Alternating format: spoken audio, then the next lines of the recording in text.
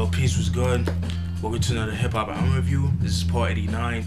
The album that we'll be reviewing tonight is Brand Nubian's debut album, One for All, released in 1990. Alright. For those who know who Brand Nubian are, they're a group from New Rochelle, New York, which is like Westchester County. It also goes by the name of Now Rule.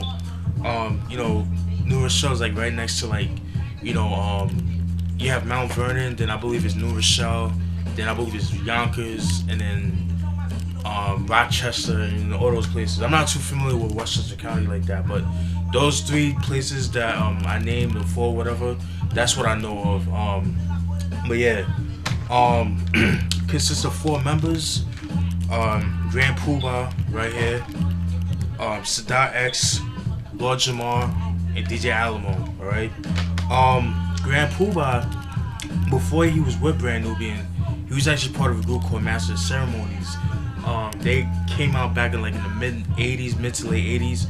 I believe they came out with an album back in like 1987, 1988, but it never really sold very well because like it never really got big because, you know, they were really on the more underground tip. They weren't really big like that, so, you know, it didn't sell very well. I think that group got dropped from the record label they were under, and so, you know, Grandpa was like, fuck this, let me just, you know, get with my niggas, and that's how Brand Nubian formed, you know. So excuse me. So Brand Nubian, you guys should know about Brand Nubian. When the shit that they talk about, is a lot of, you know, conscious shit. You know, they use a lot of 5% rhetorics and stuff like that. A lot of Islam, 5% nation type of stuff, because they're 5%ers. You know what I mean? So so you're gonna hear a lot of that on this album. You know, but the singles off this album, I believe there's 5 singles. I know All For One was a single. Feel So Good.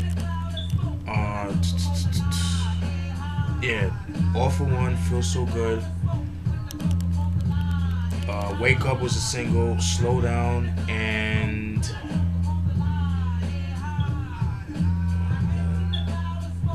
yeah, Slow Down. Yeah, Slow Down. Yeah, All For One, Feel So Good.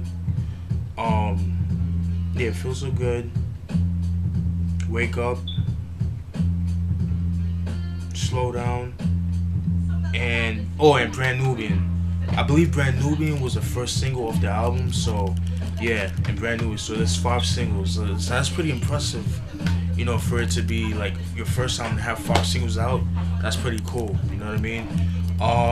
Excuse me. You know, I get down. That's what the album looks like. Kind of like the Afrocentric vibe to it, you know. You know, it just shows like, you know, the thank yous and stuff like that. Like you see like Brand Nubian mad young and shit, you know what I mean? You know, have the other thank yous, all that stuff. Production is done by Brand Nubian themselves, so, you know, Grand Poobah, Lord Jamar actually makes beats. A lot of people don't know that, but they actually make their own beats, so I think that's pretty cool. I think that's very lucrative because, you know, when you're an artist or MC and you make your own beats, I think that's a big benefit for you because, for one, you actually have your own sound, for one, and 2, that, you know, you actually get more money, more cheddar, you know what I'm saying? So, but, you know, there's disadvantages to that because if you're a person that samples and stuff like that, you know, they're gonna come after you, you know, so it's that type of thing. So it's like, it's a win-lose type of situation, but enough for that. Now I get down, I'm gonna get through some of the songs. Track 1, All For One, that's one of the singles. Fucking love that joint. You know, it's just like a braggadocious track. There's a dope video for it. It used to be on YouTube, but they took it down. I'll try to look for it on like Daily Motion or Vimeo or whatever. But that's a pretty dope track. To me, that it sets off the album, the tone of the album, in my opinion. Track 2, Feel So Good, that was another single too. I believe that song was the second single off the album, because I think All For One was like the last single that came out. Excuse me. Feel So Good. Pretty dope. It has like a real like lighthearted, not lighthearted, but it has like a real upbeat vibe to it. Pretty dope to do their thing. Track 3, Concerto and X Minor. That's a Sadat X solo track. Oh, another thing too with this album, there's a couple of songs that they do by themselves. Like, Lord Jamar has a song by himself. Grand Puba, I think, has like one or two tracks by himself. I think one he has with another MC. But and yeah, Sadat X, like I said, he has one track. Lord Jamar has one track by himself, and I think Grand Puba has two by himself, if I'm not mistaken. But he's collaborating with somebody outside of Brand Nubian.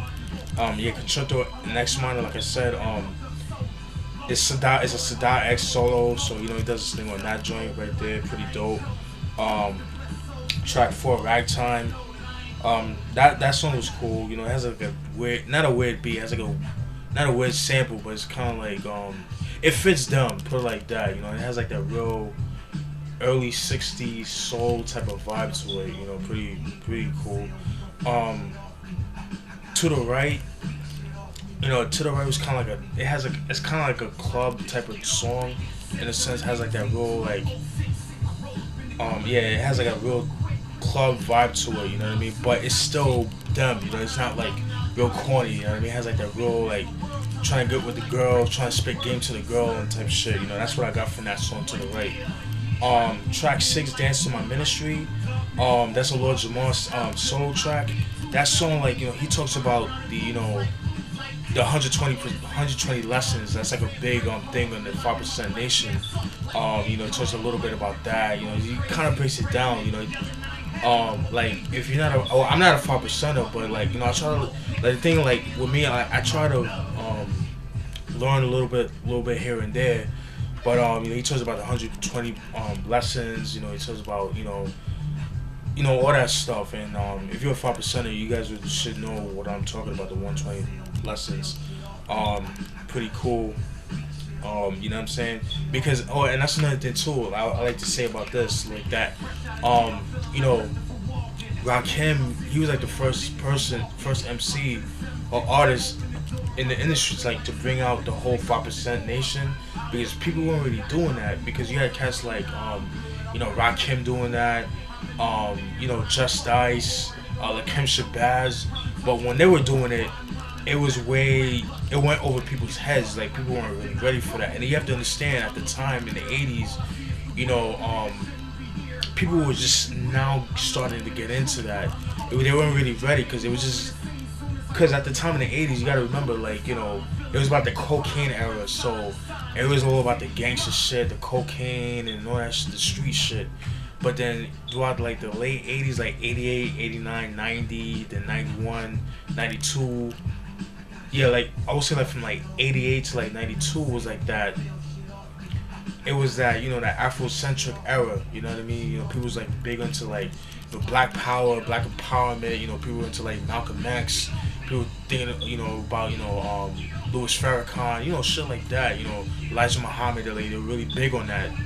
So, excuse me, yeah, so Dance in the Ministry, like I said, that's a Lord Jamar's, solo. He talks about the 5% Nation, breaks it down little by little, you know what I'm saying? Track 7, Drop the Bomb, that was alright, that was an okay song, that was pretty cool. Track 8, Wake Up, which was a single, but it's not the video version that we all know that uses the Roy Ayers sample. This is, like, I guess, like, the original version. It was the Stimulated Dummies mix, which excuse me, it's actually produced by SD50, which is a hip hop production duo, which is Dante Ross and I think the other dude's name is John Gamble. Yeah, he's pretty, like, Dante Ross, he's definitely influential in the whole Electra Records era. He is responsible for signing cats like, Brand Nubian, Busta Rhymes, Old Dirty Bastard to Electra Records, and countless others, you know what I mean? But I'm getting a little bit too much. I'm getting a little bit too far ahead, off topic, but Wake Up, pretty dope. It's another song that's, like, kind of like bigging up the whole 5% Nation, the Nation Gods of Verbs and stuff like that. It's pretty cool. Step to the Rear, pretty dope. I like that joint a lot. That's pretty cool. Track 10, which I believe was the 4th single of the album. It was like the 4th to the last album. Song to the album. Single to the album. Pretty dope. it's definitely a dope club track, but without being corny. You know what I mean? It's like, like dedicated to the shorties and stuff like that. Just trying to holler at the girls. Um, Dope video to it too. I remember hearing that song a lot back in the early '90s, like especially like around 91, 92. They definitely got busy with that. Track 11, Try to Do Me. I thought that song was okay. I would have left off that song. Maybe not the song itself, but the beat. I didn't really care for too much because that song Try to Do Me was kind of like, it has like a which it has like a New Jack swing type of vibe to it, like beat wise. It sounds like something Teddy Riley would have done for like Guy or somebody like that, Johnny Gill or somebody like that, or even maybe LL Cool J, you know what I mean? But it doesn't really fit their stilo, you know what I mean? But I don't know. I guess that's just me, and I love New Jack swing, but it fits certain people. Not everybody could get away with that shit. Excuse me. Track 12, Who Can Get Busy Like This Man. That's actually a Grand Poobah solo right there. In the beginning, he kind of a lot of people don't really give Grand Poobah this, but he does a lot of harmonizing. Not to say he was the first MC to do that, but he was one of the first, and he was doing that shit nice too. You didn't like niggas like Drake was doing that. Now, like, nah, you need to listen to Grand Poobah, man. Like, Ja Rule harmonizing, 50 Cent trying to harmonize. Which again, 50 he does his thing, but Grand Poobah was doing that way before that. You know what I'm saying? So, and Greg Nice too. Back in the late 80s, early 90s, and I think a lot of people need to start giving them more credit. But Who Could Get Like This? Like in the beginning of the song, he's singing, but he's kind of harmonizing a reggae dancehall type of style, and it's pretty dope.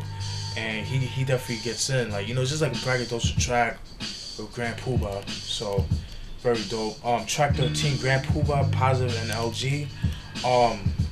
That's a song featured with Positive K. Yes, the same Positive K that does the song I Got a Man. He came out with that album back in '92 called what's that shit? I got the skills to pay the bills. Yeah, that album. That's a pretty dope album. I need to get that joint. But it's out of print. It's hard to find. But yeah, it's pretty much them two together, and it's kind of like a duo. It's like a back and forth type of track. It's pretty dope.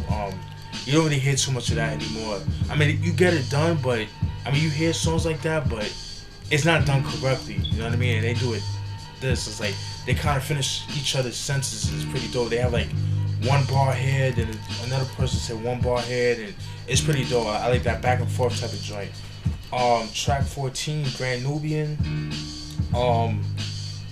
I believe that was the first single off the album. That came out back in 1989, and yeah, that was pretty cool. Like right there, it's a pretty dope track. Definitely has like a really party vibe to it. Very dope.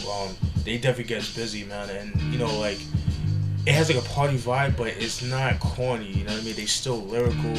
They still do their thing on that joint. Track 15, Wake Up, reprising the Sunshine. That's the joint that I'm talking about. The one with the Roy Ayers sample. The one I like better, in my opinion, is the video version. Yeah, like I said, it's just another. The video is dope too. Like you see them like in Harlem or like somewhere in Harlem.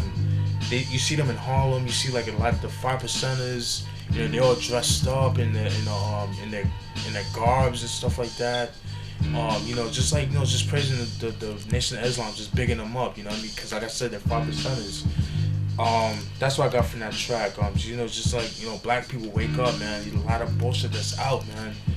Stop being an 85%er. You know what I mean? Just be righteous, man. Be righteous. You know what I mean? Keep our people sane. Stuff like that.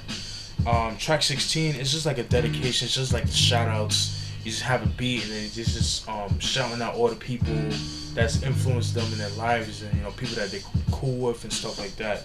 And that's it, people. Pretty dope track, pretty dope album. Excuse me. The reason why there was some like solo tracks on some of the all three members that rap, except for DJ Alamo, because he's the producer and DJ. is because at the time when we were recording this album, they weren't really getting along with each other. Per They weren't really getting along with each other, especially like with Grand Poobah, because from what I read, like a lot of them were complaining that how he had like Grand Poobah, he had like he had more of an ego, you know what I'm saying? Because I guess like he felt like he was the best out of everybody and stuff like that, and yeah, man. I mean, I think they're all dope, you know what I mean? Don't get me wrong, but yeah, Grand Poobah, he was definitely the star. He was definitely that dude back in the early 90s, like the early 90s. Like from 90 to like 92, 93, Grand Poobah was that dude. Like he was that dude that had all the illest gear. Like when it came to like Polo, Tommy Hilfiger. I mean, he brought Tommy Hilfiger, to hip hop. He made Tommy Hilfiger what it is, what it was. You know what I mean?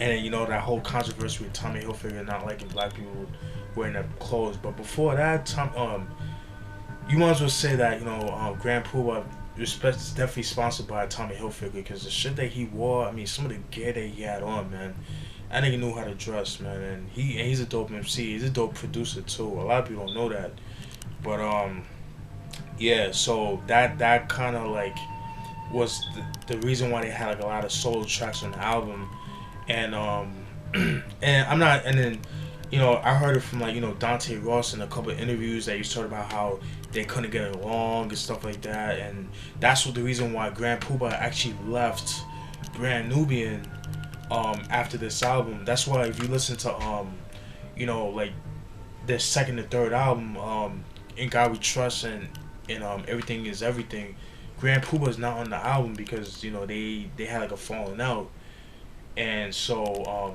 that's why like after that Grand Poobah came out with his first album, Real to Real, which I do have in my collection. I'll definitely be doing a review on that. And then that same year, Brand Nubian came out with In God We Trust, which I gotta do a review on as well. So, but yeah, and that's pretty much it, man. I hope you guys enjoyed the review. Stay tuned for more videos, more reviews. Like I said, definitely pick it up. Yeah, man, this is a classic album right here. I highly recommend it, man. This is a very dope album. Very well produced. The chemistry, even though you can't really tell, but the chemistry with them is phenomenal. You know what I mean? We'll never get an album like this ever again. And that's it, folks. Hope you guys enjoyed that review. Stay tuned for more videos. Peace.